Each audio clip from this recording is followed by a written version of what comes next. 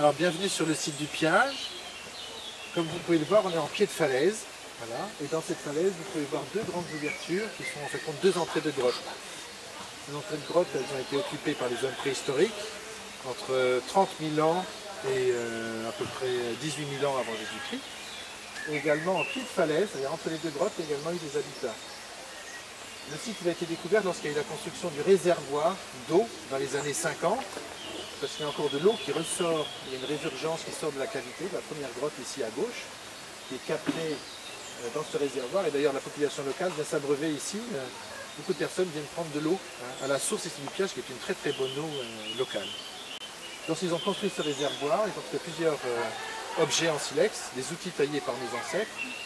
Et lorsqu'il y a eu une première évaluation sur l'ancienneté de ces vestiges, ils se sont avérés donc très très anciens, par les premiers types Homo sapiens sapiens, l'homme moderne, comme nous, l'homme de Cro-Magnon. Voilà. Et donc il y a deux fouilleurs très connus à l'époque, M. Fernand Champagne et René Espitalier, qui sont venus faire une première évaluation pour voir si le site était intéressant à fouiller. Et en fin de compte, ils ont fouillé ici pendant plus d'une dizaine d'années, pendant 15 ans. Et en fin de compte, la grande partie centrale entre les deux cavités, entre les deux entrées de grotte, ont déjà été fouillées entre les années 60 et la fin et le début des années 70. Voilà. Donc ce site était très important parce qu'il documente le passage de l'homme de Néandertal à l'homme moderne. Et cette transition, elle se fait aux alentours de 30 000 ans et c'est quelque chose qu'on connaît très très mal en Europe. Avec la résurgence de l'eau avec le gel des gels, forcément il y a des niveaux archéologiques qui ont été transportés et évacués plus bas. Ça a permis en fait d'assurer la conservation de certains niveaux. En bas de la coupe, les niveaux sont beaucoup plus foncés, sous les passerelles, parce que ça, ce sont les niveaux d'occupation qui sont dans leur position d'origine. Par contre, les niveaux qui sont beaucoup plus clairs et jaunes au-dessus proviennent en partie, pour expliquer simplement, des occupations qui étaient dans la grotte, mais qui ont été redistribuées par-dessus les niveaux plus foncés. Donc il y a beaucoup de matériel à l'intérieur, mais ils ont été lessivés, ce qui explique pourquoi on a ce sable jaune. Mais il y a beaucoup de matériel archéologique dedans, les outils en pierre qui ont été taillés, les éléments de faune des animaux qui ont été chassés. Donc c'est ça qui nous permet de reconstituer ensuite les modes de vie. Voilà. Mais avant de fouiller ces niveaux inférieurs qui nous intéressent, il faut d'abord fouiller convenablement également tous les niveaux supérieurs. Et ça se fait très délicatement, parce que malheureusement quand on fouille, on détruit. Et donc il faut être capable de reconstituer le site en 3 dimensions quand on est en laboratoire, pour les générations futures. Donc on fouille avec méthode. Il y a comme un carroyage, donc comme des carrés qui sont au sol. Voilà. Donc c'est pour ça qu'au niveau de la coupe, vous avez des ficelles qui permettent de délimiter ces unités de travail où il y a un archéologue derrière chacune de ces unités. Et chaque carré est ensuite subdivisé en quarts de mètre carré. Et c'est comme un immense mot croisé où il y a une lettre et un chiffre pour arriver à déterminer, à donner un nom à chacun des carrés. Et chaque pièce va avoir sa carte d'identité qui sera déterminée à partir de ce code, si vous voulez. Et ensuite, il y aura un numéro d'inventaire. Et chaque pièce qui sera prélevée va être enregistrée dans l'appareil qui est au milieu. Voilà, ça c'est le plus important, le théodolite, qui est relié à un petit ordinateur. Et ça c'est la pièce majeure. On a des carnets aussi, où on consigne tout. Mais là-dedans, il y a tout l'inventaire des pièces qui ont été trouvées depuis une dizaine d'années. Il y en a plus de 15 000 pièces cotées, par exemple. Donc ça représente quand même beaucoup d'informations. Qu'est-ce qui est conservé? Ce sont tous les vestiges laissés par nos ancêtres préhistoriques. D'une part les outils en pierre, surtout en silex, et également les ossements d'animaux qui ont été chassés, qui sont souvent brûlés d'ailleurs, qui ont assuré leur conservation. Ça va être donc des fragments d'os ou parfois les éléments dentaires. Voilà. Et ensuite on a des spécialistes qui vont dire quelles étaient les espèces chassées. Ici c'est surtout une faune froide, donc du renne. On a également du cheval. Voilà. Du bison, pour les différentes époques froides. Voilà, ça c'est le travail d'une journée, d'une matinée. Voilà la pêche. À la pêche au silex. À la pêche au silex, voilà. Et donc là, dans la coupe sud, ils ont un code jaune. Au témoin nord, on a un petit code bleu pour s'y retrouver. On sait exactement, ça c'est l'année de fouille, Piage 2013. Le carré I2, donc on sait que ça se situe par là-bas. Ensuite, c'est le sous-carré C. Voilà. Et ensuite, il y a la couche qui indiquait le décapage, un numéro de pièce. Voilà, le silex. La même chose ici, par exemple. Vous voyez, on trouve des choses toutes petites. Voilà. Et ensuite, il y a un numéro d'inventaire. Ensuite, ça partira au laboratoire, ce sera lavé, ça va sécher et on va remettre ces codes sur la pièce, elle sera identifiée. Et là, on pourra la manipuler. Ce qui fait qu'avec ceci, avec sa carte d'identité, on sait exactement d'où vient chacune des pièces. Voilà. Et là, on peut commencer à travailler pour voir la relation qu'il y a entre chacun de ces vestiges, pour arriver à reconstituer quels étaient les modes de vie de nos ancêtres. Où est-ce qu'ils ont fait les foyers, où est-ce qu'ils ont découpé les animaux, voilà, différentes aires d'activité.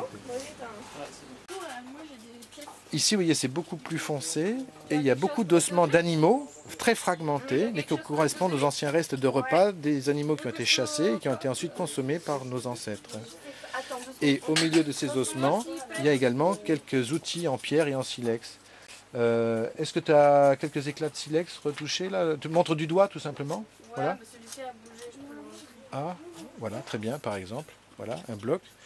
Voilà, c'est peut-être un fragment d'éclat ou de nucléus. Oui, c'est ce qu'on appelle un nucléus à lamelles. Donc ils ont tapé ici pour retirer des grandes lames, pour fabriquer des espèces de couteaux que nous on appelle des lames, qui sont des éléments très tranchants. Ouais, voilà, pour retirer la viande sur les carcasses d'animaux. Et une fois que le tranchant était un petit peu émoussé, on pouvait le retoucher et faire réaffûter cet outil. Voilà. Je te le redonne, merci. Donc c'est un travail très méticuleux. Parce qu'une fois que l'objet a été déplacé, donc on a détruit sa position d'origine, on ne peut pas revenir en arrière. C'est pour ça qu'il faut être très précautionneux. C'est-à-dire qu'il vous a fallu 10 ans pour creuser de ça. Exact. Voilà. Oui, parce qu'on pèle, voilà, et dans l'ordre chronologique du dépôt de chacune des couches. Et ça nous permettra, on l'espère peut-être, d'identifier qui sont les auteurs de cette culture qui est à la base ici de cette séquence, qu'on appelle le proto-aurignaciens, et qui est une nouvelle culture que n'avaient pas vu les anciens fouilleurs, que nous on a caractérisé avec les nouvelles fouilles. Voilà. Il y a des charbons d'os, tout ce qui est noir, mais vous voyez qu'ils sont de beaucoup plus petits modules que ceux qu'on a vus précédemment dans la coupe sud. Et on arrive là maintenant sur des zones qu'on appelle bréchifiées, indurées, par les concentrations de calcite qui viennent des tufs. Donc ça devient plus difficile à fouiller, donc il faut vraiment un petit peu plus racler. Il faut rester délicat mais ferme. Voilà, pour arriver à nettoyer cette partie supérieure de la brèche.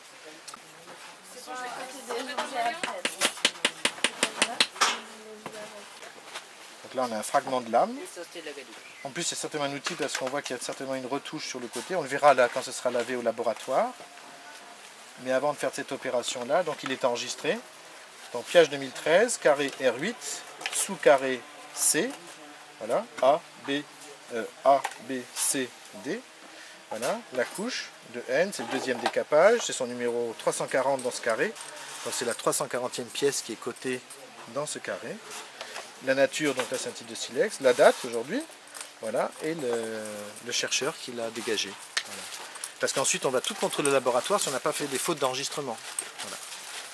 Les techniques de police scientifique que l'on voit aujourd'hui sur la télévision sont très inspirées des méthodes de fouille pour enregistrer les indices sur le terrain. Donc ça c'est la moitié du travail de l'archéologue. On enregistre les données sur le terrain. Ensuite il faut les traiter en laboratoire et après il faudra les interpréter pour essayer de reconstituer comment était la vie de nos ancêtres. Et c'est comme ceci qu'on pourra refaire les livres d'histoire qu'on apprendra à l'école. Voilà. On fait progresser les connaissances et comme toute science, voilà, chaque année on en connaît un petit peu plus. Merci. Pardon, Manon.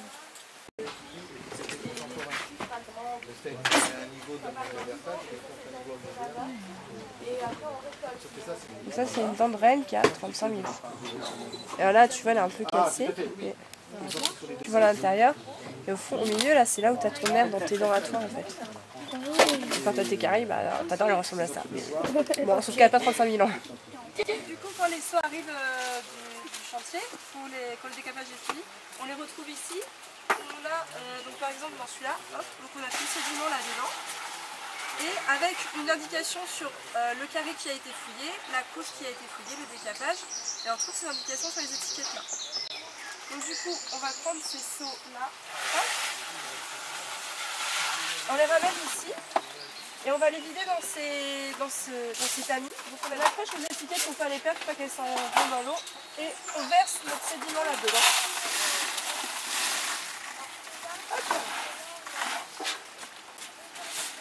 Et on va les passer à l'eau. Donc le but ça va être de nettoyer déjà les gros cailloux. Regardez rapidement est-ce qu'il y a des inscriptions dessus. En général il n'y en a pas.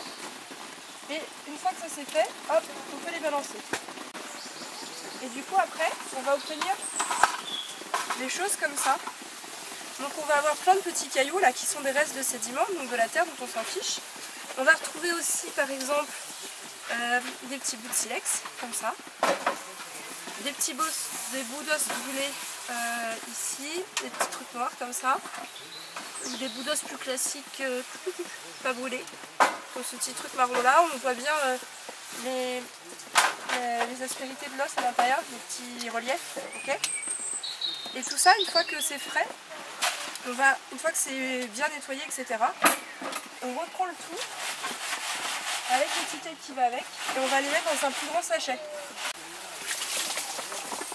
On rince, on met l'étiquette dedans qui va avec, qui est protégée par ce petit film plastique.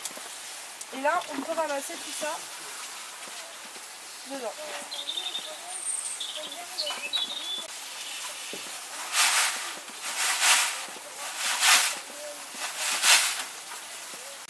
Et donc ça, une fois que c'est fait, donc les sédiments, on les ramène, on va les ramener